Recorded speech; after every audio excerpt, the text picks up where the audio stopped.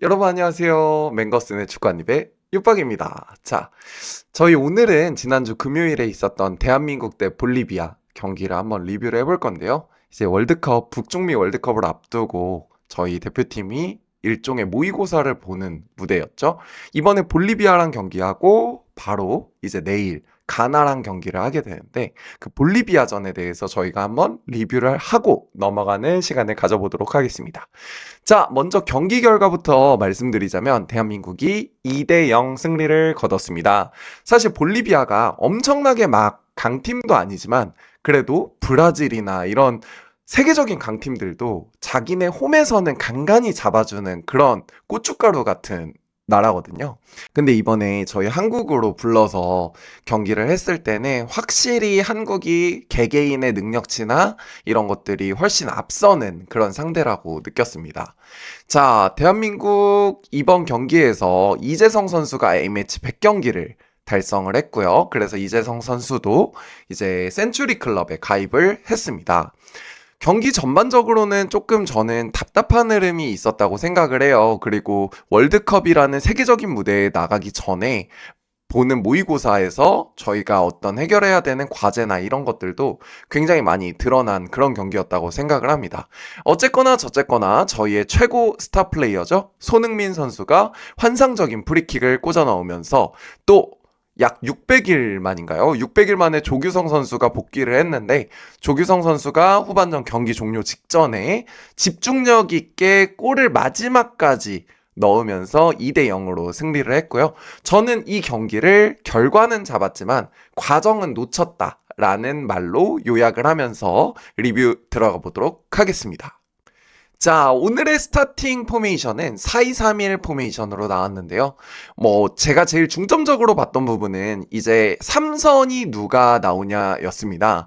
그동안 사실 김진규 선수가 좀 3선에서 많이 기용이 되는 모습을 보여줬는데, 오늘 같은 경우는 이제 원두재 선수랑 같이 투볼란치로 나왔어요. 그리고 2선에는 왼쪽에 황희찬, 가운데 이재성, 오른쪽에 이강인 선수, 저희 홍명보호에서 계속해서 밀고 있는 손흥민 원톱, 포메이션으로 나왔습니다. 볼리비아 같은 경우는 오늘 경기에 있어서 이제 공수 간격이 좀 넓어지는 그런 흐름을 보였는데요. 근데 빠른 역습으로 저희 수비진을 뒷공간을 공략하겠다는 그런 전술적인 어떤 모토를 가지고 나온 것 같았어요. 반면에 우리나라 같은 경우는 좀 여전히 제가 경기를 보면서 느낀 점은 공격에 패턴이 없다. 어떤 약속된 플레이, 저희가 벤투 감독 때는 후방에서부터 차근차근 빌드업을 하는 게 저희 대표팀의 약속된 플레이였잖아요. 근데 이번 홍명보호에서는 이제 아직 월드컵이 진짜 얼마 남지 않았는데도 이런 공격의 패턴이 확실하게 정립되지 않았다. 이런 생각이 좀 들었습니다. 물론 아까도 말씀드린 것처럼 저희 이번 월드컵에 나가는 그 세대가 황희찬, 이재성, 손흥민, 이강인 그리고 김민재 이런 선수까지 분명히 역대 최강의 스쿼드라고 할 수 있을 만한데도 어떤 공격의 패턴이 없다는 점은 굉장히 아쉽게 느껴졌어요. 자, 근데 오늘 게임에서 역시 해결사는 캡틴 손흥민 선수였습니다. 0대 0으로 전반전이 굉장히 팽팽하게 흘러갔죠. 저도 사실 이 경기를 라이브로 보지는 못했어요, 여러분. 왜냐면 라이브 때 제가 회식이 있었어가지고 라이브로 보지는 못했고 이 경기를 이제 풀 경기를 다시 보기를 통해서 봤는데 생각보다 저희가 압도할 거라는 예상과는 다르게 좀 비등비등한 경기가 좀 이어지더라고요. 아니나 다를까 저희가 좀 공격을 주도하고 하기는 했지만 볼리비아도 역습이나 전반 중반 이후에 압박을 강하게 들어가면서 우리 수비진의 뒷공간을 노리는 플레이들을 굉장히 많이 했고요.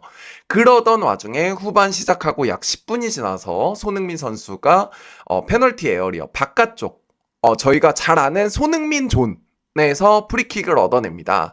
그리고 사진에서 보시는 것과 같이 골키퍼를 완전히 요거는 골키퍼가 아무리 능력치가 좋아도 막기 어렵겠다 하는 그 궤적에 손흥민 선수가 꽂아내죠.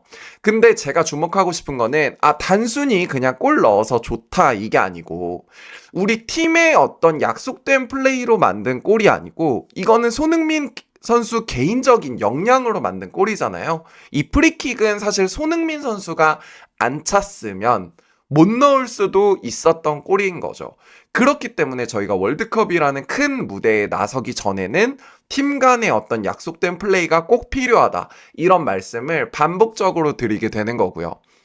저는 이 프리킥에서 그래서 월드 클래스 우리나라가 가진 진짜 국보급 선수들이 있잖아요. 뭐 옛날에 김연아, 박태환, 박지성, 그 다음에 손흥민이죠. 손흥민 같은 이런 월드 클래스의 품격을 느낌과 동시에 요거는 팀 전술이 뭔가 아직은 녹아들지 않았다 이런 생각을 했습니다. 요 손흥민 선수의 한 방이 들어가지 않았다면 저희가 볼리비아를 좀 더 효과적으로 공략할 수 있었을까 하는 질문에 저는 퀘스천 마크를 남기기로 했어요. 자, 두 번째 개인적으로 번뜩였던 장면은 바로 약 600일 만에 돌아온 우리의 원톱 조규성 선수입니다. 자, 지난 월드컵 때 가나전에서 조규성 선수가 두 골을 넣으면서 1약 스타덤에 올랐죠. 그 이후에 뭐 유키즈도 나오고 나 혼자 산다도 나오고 덴마크 팀으로 이적도 하고 그랬지만 뜻하지 않은 부상과 그 부상을 치료하기 위한 수술의 합병증을 겪으면서 오랫동안 저희 국가대표팀과는 연을 맺지 못했던 것이 사실입니다. 하지만 오늘 조규성 선수는 그 볼에 대한 집착, 원톱 공격수로서 어떻게든 공을 골대 안으로 집어넣는 모습을 보여줬어요. 저는 이 장면에서 마치 저희 옛날에 봤던 그 인자기가 생각이 났는데요. 인자기가 사실 모든 점에서 막 뛰어난 거는 없지만 골문에 골을 집어넣는 능력, 그거 하나로 월드 클래스까지 올라가지 않았습니까, 여러분? 근데 저는 오늘 조규성 선수한테서 그런 모습을 좀 봤던 것 같아요. 경기 종료 직전 후반 42분에 이제 원두재가 김문환한테 뒷공간으로 볼을 찔러줬고 김문환이 그 뒷공간을 침투하면서 바로 크로스를 날려줍니다. 크로스가 바로 조규성 선수한테 깔끔하게 전달된 게 아니에요, 여러분. 맨 먼저 클리어링에서의 실패가 있었고 하지만 조규성 선수가 그거를 달려듭니다. 마치 먹이를 노리는 표범처럼 달려들어요. 그리고 그 볼에서 그 볼을 자기 것으로 만들면서 어떻게든 골문 안에 골을 집어넣습니다. 저는 요 장면이 진짜 우리나라 공격수들이 가져야 되는 덕목이라고 생각을 해요. 사실 옛날보다 시스템이 좋아지고 선수들이 교육을 더 많이 받으면서 볼을 예쁘게 차는 법은 진짜 많이 익혔거든요. 근데 저는 진짜 국가대표팀 경기를 보면서 화가 나고 좀 아쉬웠던 부분이 뭐냐면 공격수들이 볼에 대한 집중력이랑 그 투지가 좀 부족하다 이런 것들을 많이 느꼈었는데 오늘 조규성 선수한테는 그런 점들이 많이 굉장히 빛나 보였습니다. 근데 저는 제가 계속 약간 비판적인 시각에서 보고 있는 것 같긴 한데 과연 여기 볼리비아 선수가 클리어링을 실패하는 그런 장면이 어떻게 보면 약간은 조금 수비 조직이 이제 균열이 나는 그런 장면들이 월드컵 클래스의 팀들에서도 많이 나올까? 이런 질문에는 여전히 또 이거는 잘 모르겠는데 이런 답을 드릴 수밖에 없을 것 같아요.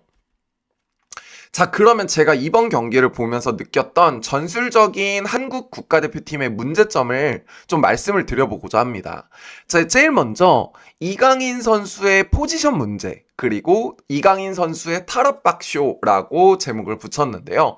일단 저희의 3선 미드필더가 사실 쉬운 자리가 아니에요. 저는 진짜로 수비형 미드필더, 3선 미드필더의 정석은 세르히오 부스케츠 선수처럼 탈압박이 되면서 2선 혹은 좌우로 전환이 가능한 그런 선수가 월드클래스라고 생각을 하거든요. 그걸 저희는 이제 3선의 빌드업이라고 표현을 하는데 이런 3선의 빌드업이 우리나라 국가대표팀에서 잘 되지 않으니까 또 볼리비아가 앞서 말씀드린 것처럼 전반 중반 이후에는 압박을 굉장히 강하게 들어오면서 이강인 선수 오른쪽 윙에서 뛰어야 하는 이강인 선수가 약간은 답답함을 느낀 것 같아요. 그래서 이강인 선수가 무게중심이 하프라인 아래쪽까지 내려와서 공을 받게 됩니다. 그리고 나서 우리 이강인 선수 사실 탈압박은 스페인 라리가에서 뛸 때부터 거의 월드 클래스급이었잖아요. 이강인 선수를 보면서 우리가 가장 그 쾌감과 카타르시스를 느끼는 부분이 수비수들이 달려들 때 한두 명 우습지 않게 벗겨내죠. 그 타락박쇼를 합니다. 근데 타락박쇼를 하는 동안에 공격의 템포가 지체되는 부분이 있다는 부분은 저희가 반드시 잡고 넘어가야 돼요. 그리고 이 부분에서 이강인 선수가 밑으로 내려와 있기 때문에 오른쪽 윙 자리가 지금 비어있고 공격에서의 숫자가 부족한 부분도 분명히 있습니다. 때문에 제가 누누이 말씀드리지만 과연 이러한 공격 전개가 월드컵 레벨의 강팀을 상대로 통할 수 있을까? 라는 질문에 여전히 저는 물음표를 표시할 수밖에 없었고요.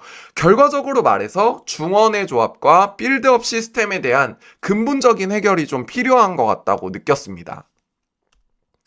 자, 두 번째 그 전술적인 문제점은요, 제가 계속 말씀드렸던 부분인데, 바로 공격 패턴에서 어떤 우리 대표팀만의 약속이 없다라는 느낌이었어요. 다시 말씀드리자면, 우리나라 공격진 굉장히 좋죠. 왼쪽에 황희찬 선수, 손흥민 선수, 이재성, 이강인. 전 세계 어느 나라랑 비교를 해도 꿀리지 않는 공격진입니다. 하지만 어떤 약속된 팀적인 플레이가 아니고 이번 경기에서는 주구장창 왼쪽 측면의 황희찬의 직선적 개인 돌파에만 의존하는 그런 모습을 보였다는 점이 좀 아쉬웠던 거예요. 손흥민 원톱 전술을 쓰면서 황희찬과 이제 자리를 계속 교체를 해주는 모습은 보였는데, 이강인 선수 오른쪽에 있어야 되는 이강인 선수는 거의 중원의 3선의 위치에서 볼을 전개하고 타락박 쇼를 하고 있고, 공격은 왼쪽으로 전개되는 장면이 한낱 축구 팬인 제 눈에도 그게 다 보인다는 거죠. 경기장에서 뛰는 선수들은 한국 선수들 왼쪽으로 공격하는 빈도가 더 높구나, 좀 더 체감하고 왼쪽을 더 막으려고 할 게 분명하다는 이야기입니다. 때문에 제가 말씀드리고 싶은 거는 공격수 개개인의 역량은 참 좋은데 시너지가 나는 그런 팀적인 요소가 많이 없었다. 그리고 오늘 경기에서 이겼다라고 우리 잘했다 그냥 이렇게만 하고 끝날 게 아니고 어떻게 이기는 게 더 중요한지 그거에 대해서 생각을 해봐야 되는 그런 친선 경기였지 싶습니다. 자, 다음은 수비 불안에 대해서 얘기를 해보려고 해요. 볼리비아 같은 경우는 사실 스타 플레이어가 있는 팀은 아닙니다. 때문에 팀적으로 많이 뛰고 많이 압박하려고 하는 움직임을 보여주더라고요. 그래서 내내 말씀드린 것처럼 전반에 초반이 좀 지난 이후에는 어느 정도 저희 선수들이 볼을 잡을 때마다 실수를 유도하는 압박을 강하게 들어갑니다. 클롭 감독이 썼던 개겐 프레싱의 일환이라고 보면 될 것 같아요. 또한 역습 시에는 차근차근 U자형 빌드업으로 나가는 게 아니고 빠르고 다이렉트하게 스피디하게 한 번에 들어가는 역습을 합니다. 반면에 저희 국가대표팀의 수비 라인은 상대적으로 라인을 올리고 있었기 때문에 뒷공간이 볼리비아 공격수들에게 털리는 모습을 많이 보여줬는데요. 이런 부분이 조금 아쉬웠던 것 같아요. 지금 자료 화면을 보시면은 그 볼리비아 공격수가 지금 왼쪽에서 볼을 잡고 중원으로 들어오는데 저희 중원에 또 최종 수비 라인에 총 5명의 선수가 있습니다. 근데 누구도 이런 상황에 대해서 누가 달려들고 누가 지역 마크를 하고 이런 부분이 정립이 되어 있지 않다고 느꼈어요. 실제로 이 선수가 이 공격을 슈팅으로 마무리를 하면서 끝이 납니다. 다음 장면 한번 보시겠습니다. 다음 장면입니다. 볼리비아 선수들의 압박에 우리나라 수비진이 실수를 하는 장면입니다. 볼리비아 선수들이 보시면은 맨마킹으로 김문환, 김민재, 이명재한테 마킹이 들어가고 있어요. 그리고 이명재 선수가 김민재 선수한테 볼을 패스하는데 압박이 들어오니까 볼을 제대로 클리어링이나 패스를 하는 것이 아니고 김문환 선수까지 흘리게 됩니다. 그리고 이 과정에서 볼리비아 선수가 볼을 탈취해요. 그리고 이 볼은 곧 유슈팅으로 이어졌습니다. 이런 장면들이 월드컵 레벨에서는 굉장히 많이 나올 거란 말이에요. 사실 우리보다 약체가 거의 없다라고 생각을 해야 되는 곳이 월드컵입니다. 때문에 이런 압박이 들어올 때 우리는 어떤 식으로 풀어나가야 되는지 약속된 플레이가 있어야 된다고 말씀을 드리는 겁니다. 자, 다음은 저희가 그래도 가능성을 본 부분, 특히나 가장 취약한 부분이라고 여겨졌던 삼선에 대한 설명인데요. 바로 원두재 선수의 발견입니다. 자, 원두재 같은 경우는 이번에 수비형 미드필더로 기용이 돼서 첫 선을 보였는데요. 사실 그 조규성 선수의 두 번째 골에 기점이 되는 패스를 원두재가 해줍니다. 패스 길을 되게 잘 봤다고 생각을 했어요. 원두재가 뒷공간을 돌아 들어가는 김문환한테 스루 패스를 넣어주고 김문환이 바로 크로스를 해주면서 조규성 선수한테 어떤 기회가 왔다고 생각을 하면 되거든요. 그래서 원두재 선수가 오늘 경기에서는 조금 그래도 어떤 수비형 미드필더로서 정우영을 잇는 그런 한국식 수비형 미드필더의 가능성을 조금 보였다고 생각을 합니다. 물론 볼리비아 선수들이 압박이 들어오는 장면에서는 조금 백패스를 한다거나 탈압박을 이제 이강인 선수처럼 하지 못하는 부분이 많이 보이기는 했는데, 그런 부분은 또 이제 원두재 선수가 풀어나가야 하는 숙제라고 생각을 하고요. 자, 오늘의 총평을 하도록 하겠습니다. 자, 2대0. 어쨌든 스코어는 좋았습니다. 하지만 앞서 말씀드린 것처럼 패턴 없는 공격, 불안한 중원, 그리고 개인 역량에 의존한 축구는 아직 월드컵 레벨에 올라서기에는 부족한 우리 축구 국가대표팀의 현실을 여실히 보여줬다고 할 수 있습니다. 때문에 강팀한테도 통할 수 있는 우리만의 축구가 필요하다고 생각을 하고요. 홍명보 감독이 이런 저희 팀의 문제를 해결하기 위해서는 상황 어떤 롤플레이에 맞는 우리 팀의 전술이 구축이 되어 있고 그 공통적인 컨센서스를 선수들끼리 체화하고 있어야 된다고 생각을 합니다. 때문에 이번에 이번에 A매치 2연전 가나전에서는 또 어떤 전술적인 실험을 할지 또 기대가 많이 되는 부분이고요. 자, 맹거슨의 축구 한입 오늘 리뷰는 여기까지였습니다. 감사합니다.